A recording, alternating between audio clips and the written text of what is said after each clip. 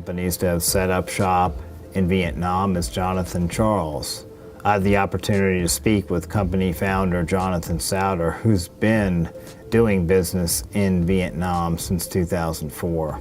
What has it been about Vietnam that has made this the right place for you and the company? You know, I'm a craftsman, and the Vietnamese are great craftsmen.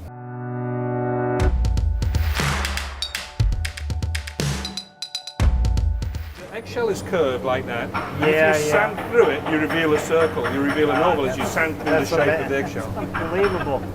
Jonathan Charles, for example, has a photography studio right in their factory. Can you build a catalog from that? Absolutely. I mean, you really could put this on a coffee table and people would like